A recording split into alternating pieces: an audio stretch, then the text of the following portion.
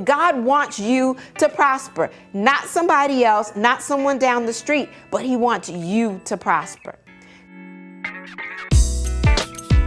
He promises to be our exceeding great reward.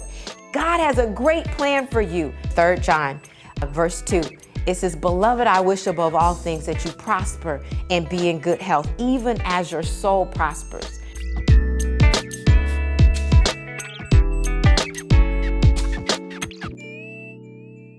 All right. Well, welcome to another episode of Heart to Heart Truth. And I am Dr. Chonta Haynes, your host. And I am so excited again today to have a repeat guest. And it's Dr. Sharon with us today. And I'm excited because she's got a new upcoming book. Now, if you haven't picked up the first one or have not heard the first episode, make sure you go back and look for that. She talks about women of the Bible, the good, the bad, and the ugly, then and now. But now we are moving on because there's been so much that has been happening in 2020. I know most of you, if you're not under a rock, you know all about COVID, or as I call them, Corona cooties. But I wanted to make sure that I brought Dr. Sharon back with us because she's got a new book coming out. It's called Crossroads of Life, the Crossroads of Life and Death, I should say. And the subtitle is The Haves and the Have-Nots.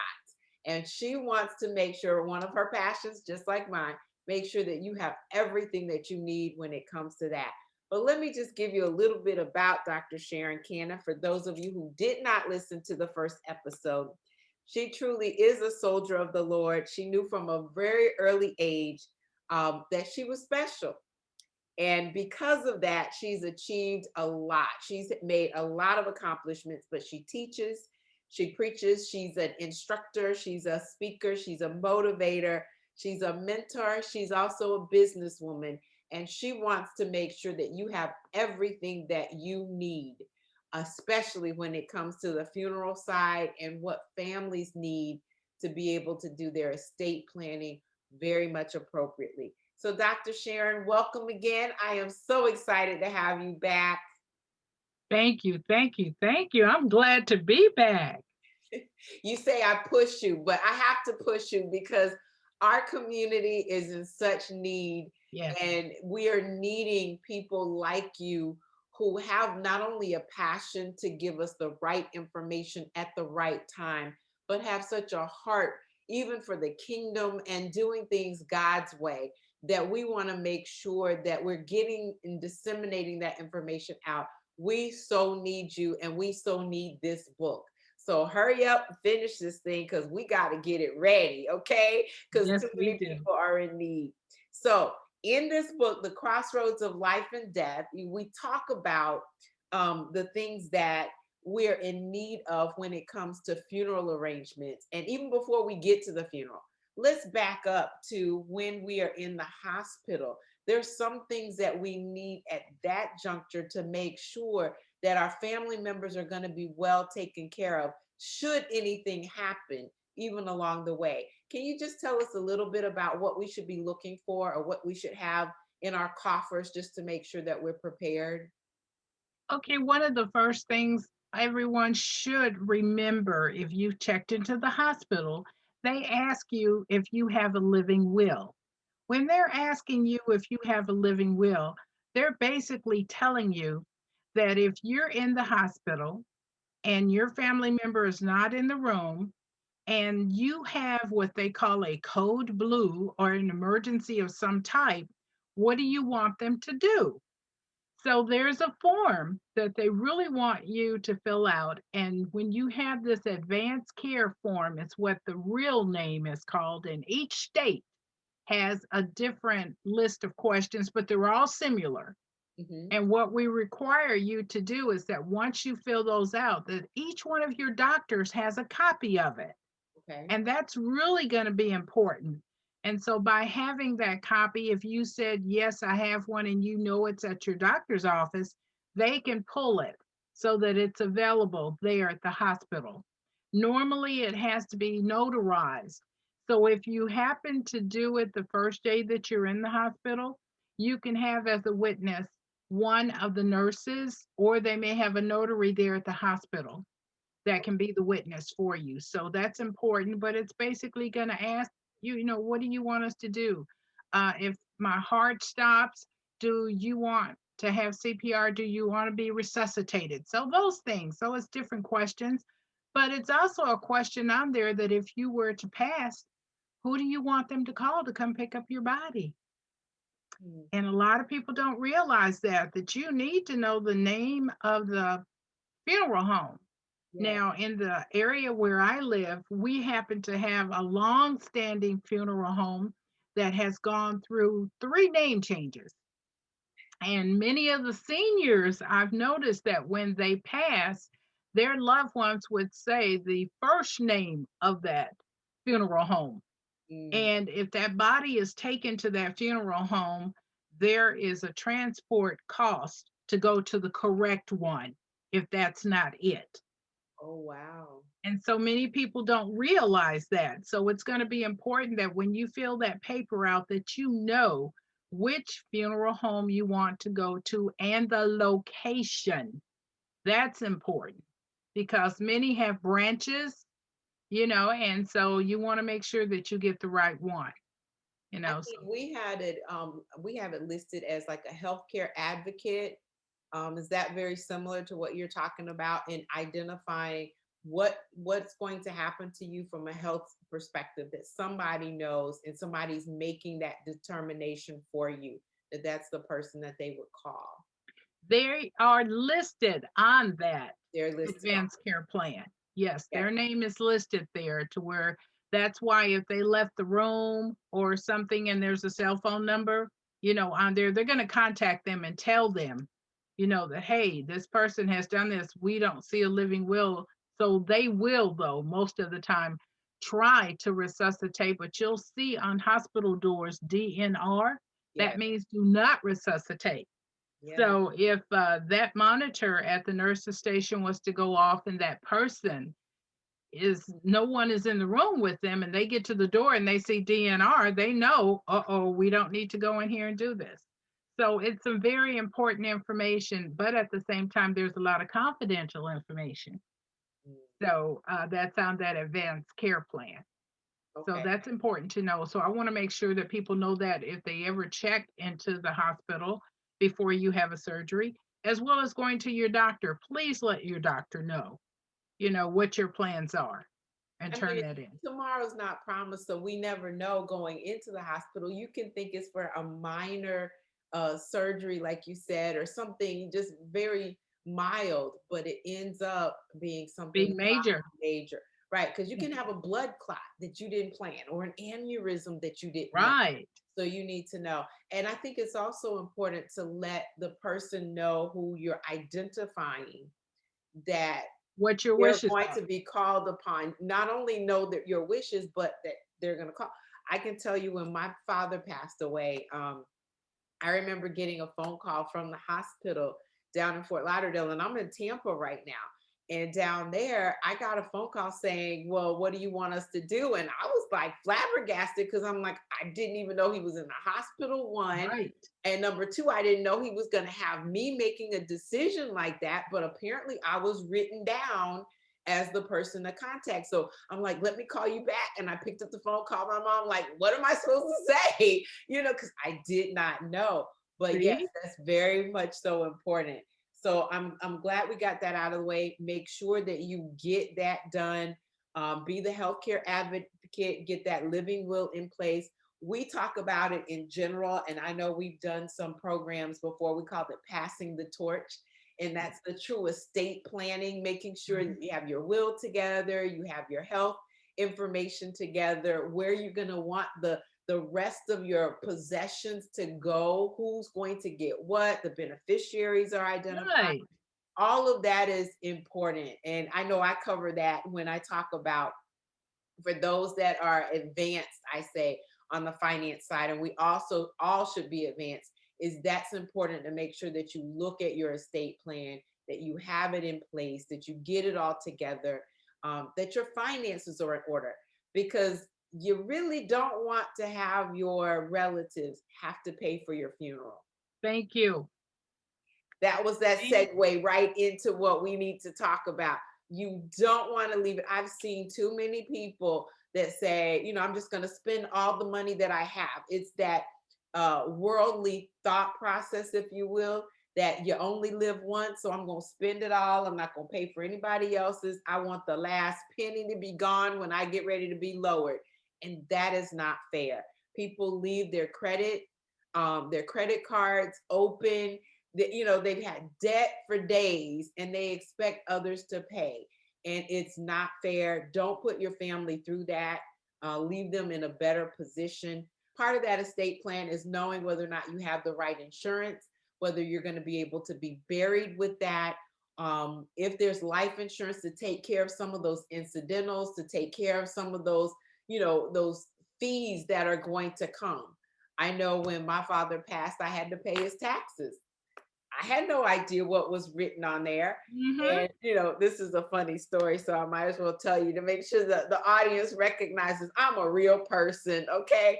But when my father was buried, and I'm trying to figure out what to do for the taxes, and the lady called me because IRS is not playing about their money. They want their money. And I told the lady, I said, I have no idea what to write down. And she goes, ma'am, you need to pay the taxes. I said, well, what would you like me to do? Go dig him up? And I just stopped. And there was a pause for a moment. And then she comes back and she goes, ma'am, you just need to pay the taxes. But, some of the people, as far as the creditors were concerned, they wrote it off, because he didn't have a lot of credit. Some of them wrote it off, but they're not required to do that. So don't think that just because I'm gone, my family doesn't have to take care of it. Recognize that they will. So we want to make sure that you put everything in place that you need to in order to get there. But because in 2020, with the Corona cooties, we've had so many deaths. And my heart goes out to each and every person who has lost a loved one, not only just to the virus itself, but just in general, because there's a grieving process.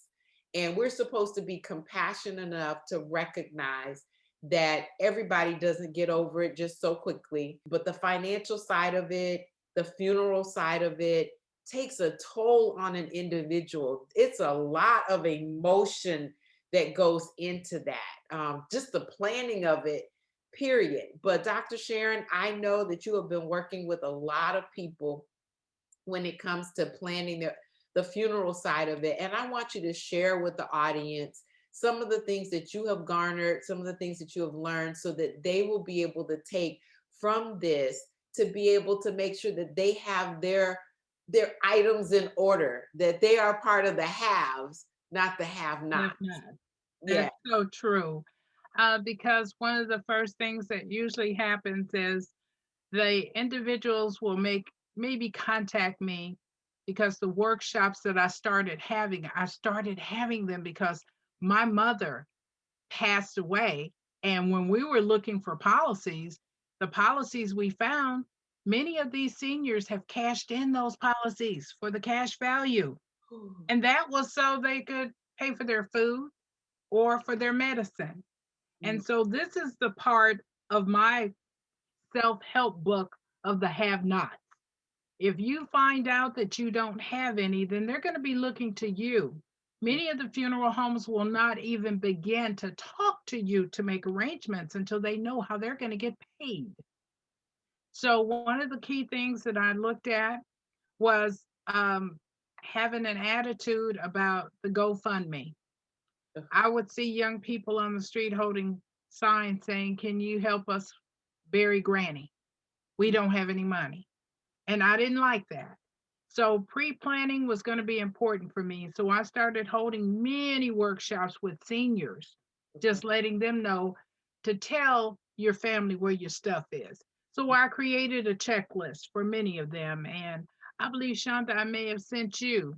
Yes, ma'am. One of the first things that I have listed on there, what's the first thing that you see listed there that I tell them? Insurance policy. Yeah. Yes. Yeah. You know what? A half of those policies are under somebody's mattress.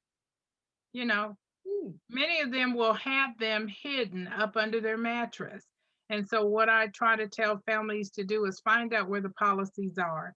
Many of my seniors, I had to go open up, and the local bank helped me with giving them a safety deposit box Mhm. so that they could put their items in there. Um, Try to fill out, I'll have information in the self help book, but you can even do it on a piece of paper. Try to list who your family members are as far as your tree, because a lot of the information that the funeral home is going to need is going to come from you. And it looks pretty bad that you don't know what your father and your mother's parents' names were, which were your grandparents. You don't have that. You don't know where they were born. That's important, because what they have to do is they have to go back and they have to do a historical search.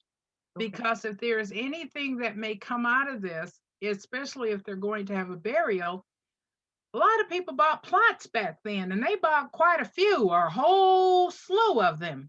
And Mhm. if you can't find out that information, you're going to be paying between $1,500 to $4,500 for an opening and closing of a grave.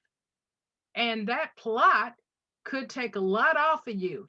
Yeah. That is not part of a funeral package, because usually the funeral home is going to talk to you and tell you about a package they got and what it includes, Mhm. and you're going to have to sit there and listen, and you're still in a fog. You're still in a funk. You have no idea about what's being said, and you're willing to say, yeah, yeah. But with those policies, you listen to them, but you do not share with them every policy you have. You keep your mouth shut and you let them continue to tell you what this package is, what that package is, how much it comes up to, before you ever share what you have that's available.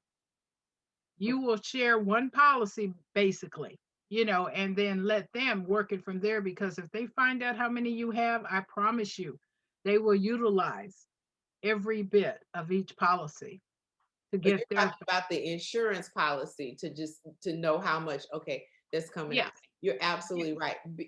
And as we talk about the fact that you are in this fog, you emotionally, if you don't have it pre-planned, you're having to do it under duress, yes, and you're making the decisions, you're making a financial decision, you're making an emotional decision, and you don't have that much time to get it together. And then in many instances, you might even have some family drama because somebody else wants something different definitely. and you're having Yeah. to figure that out. Yeah. So you definitely want to know about your insurance policy, how much it is, have it in a secure place. And I like the idea about the safe deposit box, but I will tell you this, make sure whoever the executor is or who you want to be able Their to get, name. their name Mhm. needs to be on there or they Yes, cannot get in that safety deposit box right. And without a court order. that is something that I share with the individuals when I'm doing the pre-planning workshops, Mhm. is who is the individual that you most likely could trust to know to make the wise decision. And I had a specific incident where a young lady called me one day, and she said, my mom has passed away and it's a note here to call you. And she said, who are you? And I said, who are you? Okay. And she told me, and I said, what's your mother's name? And she told me, and I asked her, could she meet me at a local bank? And she said, meet you. I said, just meet me at the bank. And when we got there, of course, her name was on there. She hadn't signed it, but her name was on the card because her mother wanted her to be on there. And we went in and I got the paperwork out and I showed her, I said, you're in charge. This is what your mom wants. And we went through like my funeral checklist that you have there. I gave her that set of papers to show her what her mom had checked off and what's being done and Okay. what's already paid for and everything. And she just couldn't believe it. She said, but I'm not the oldest. I said, but your mother trusts you.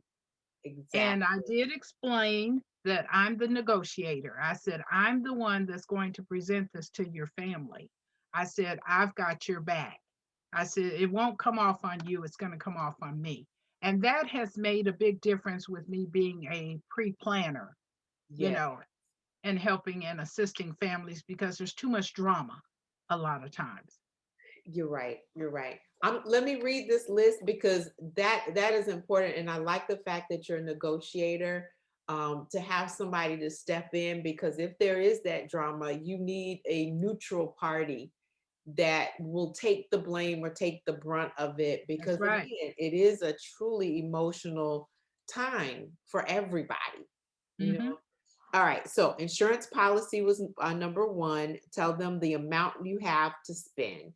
Number two, ensure that you have background information on your family, their parents' names, brothers, sisters who have passed, and the funeral home will need that because you need to be organized with that information.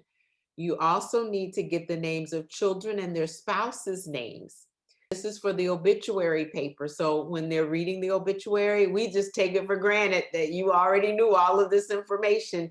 You're going to need to know what to put on there. It says only put in necessary names and the number of grandchildren and other relatives, because you only have in some papers so many free words, and then they will cost you even more, and sometimes up to 95 cents a word. So you will be posting as well for others to know. I know you'll have to post also for bankruptcy type information for creditors.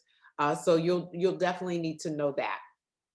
Also, to see what packages that are being offered, the cost for the different funeral homes, whether or not you're going to need family cars, and what will suffice, whether you need two family cars or if one will be enough. Because everybody wants to ride in that limo, but that limo costs money. It But does. here in the So, COVID, though, they're not using the cars. Many of the funeral homes are not using their cars in COVID. I've oh, noticed that. They're and making you drive your own individual cars, you know? okay, well, that saves you a little bit of money. Yes, it does. Out the package. Yeah, out the package, right. Also, find out whether or not your pastor is going to be doing the eulogy, or will the funeral home provide someone, because there will be a cost associated with that. Check to see if the coffin has a comparable price for your insurance policy in order to cover that. Ensure that the color of the coffin is either feminine or male. Make sure that you get the low end casket in the color that you want.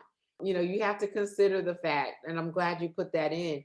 Don't spend a whole lot of A lot money of on money. that, because it's going in the ground, or if it's in a mausoleum, you're not going to see it. It's really more for show for that particular funeral itself. Yes, you want your loved ones to be buried in a nice manner. But you don't have to get gold handles and Mhm. diamond encrusted. I mean, come on, Yeah. save that.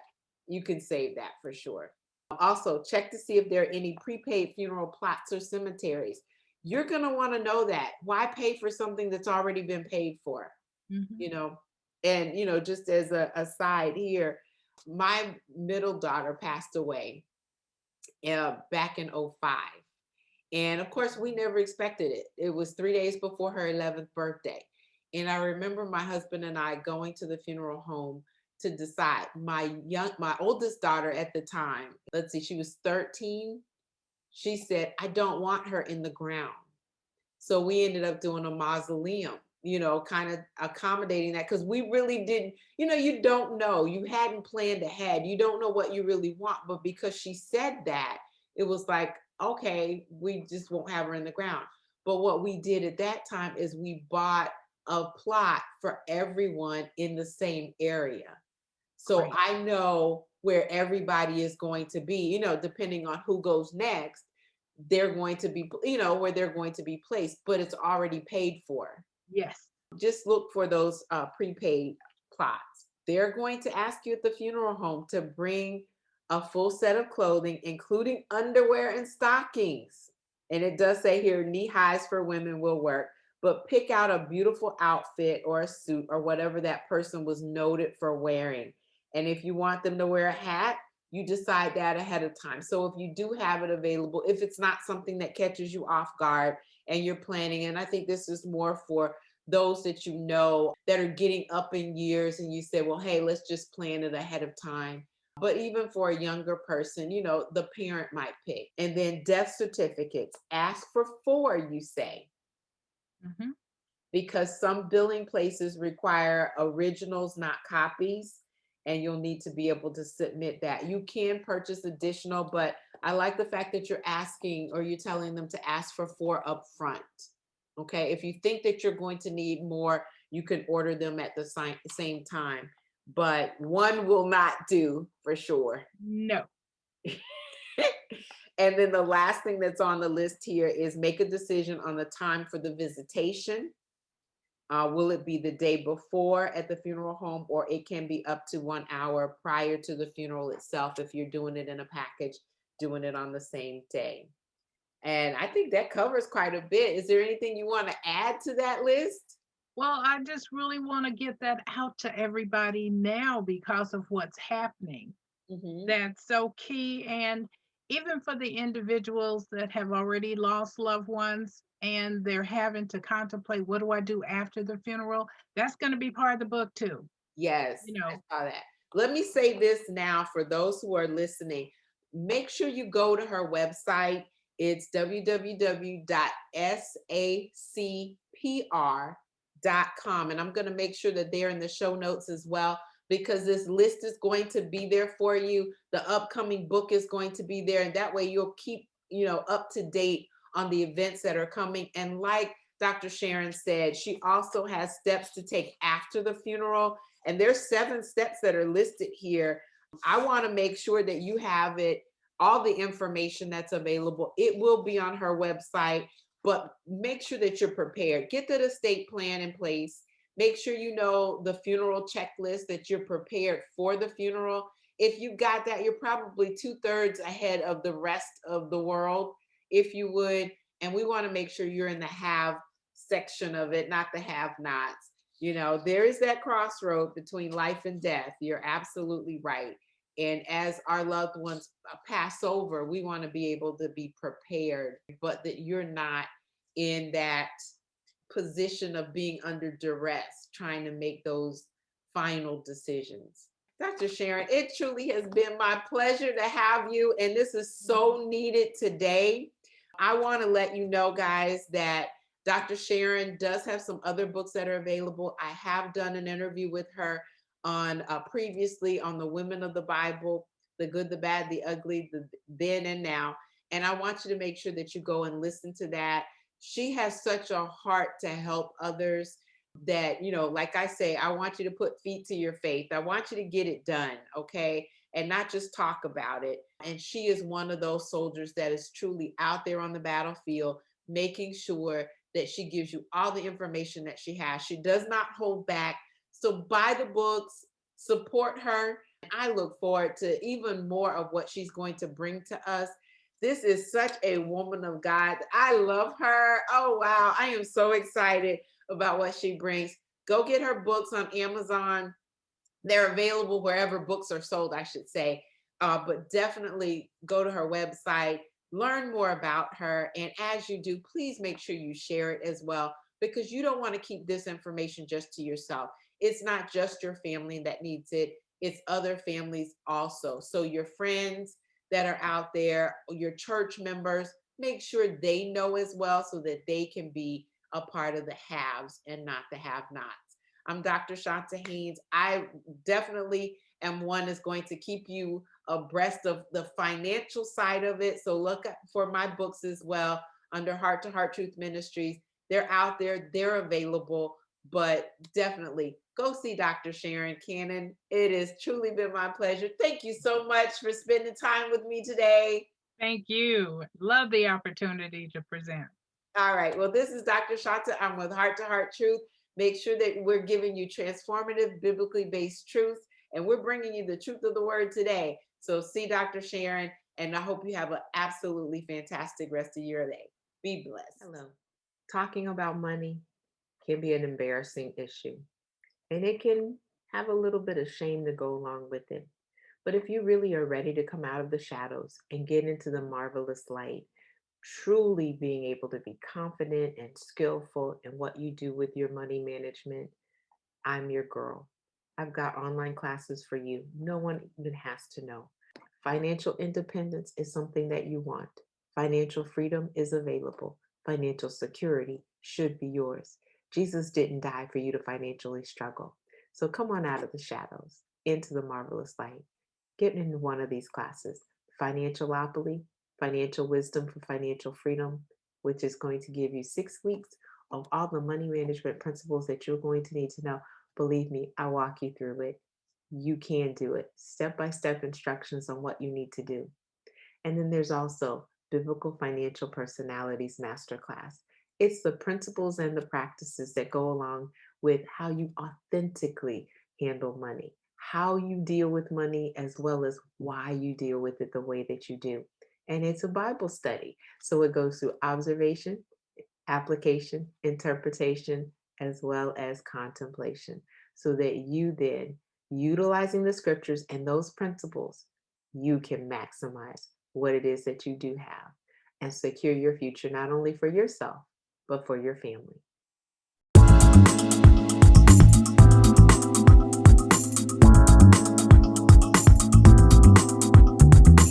You can find us online at h2truth.org. At Heart to Heart Truth Ministries, we're helping believers live an abundant life based on God's Word, standing on His promises, walking out His principles, sharing with God's people, serving as unto the Lord.